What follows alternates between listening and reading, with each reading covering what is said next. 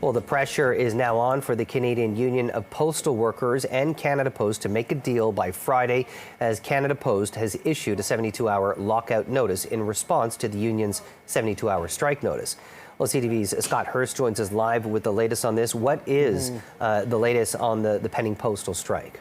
Jamie, you mentioned pressure to get a deal. Well, the 72-hour strike notice is, of course, looming large over the negotiations between unionized workers and Canada Post. And according to the union, a lot depends and a lot is riding on how negotiations may go this week in terms of what a potential strike may look like, as contract negotiations near the 1-year mark. And now the union representing workers at Canada Post issuing that 72-hour strike notice.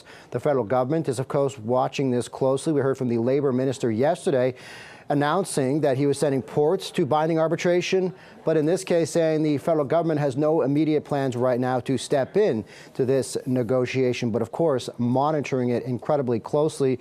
And the timing of this also significant throughout all the negotiations, with Black Friday and the holiday shopping season kicking into high gear. The union says it is bargaining for fair wages, wage increases, improved staffing provisions, and upgrades to its benefit plans, amongst other requests and demands.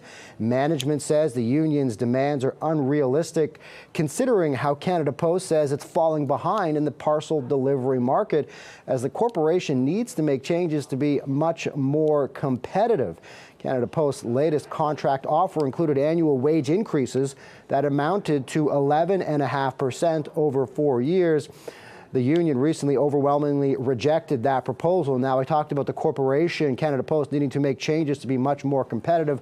Those also looming large over these talks, Jamie. In the first half of this year, the corporation reported operational losses of $490 million and total losses since 2018, Jamie, of more than $3 billion.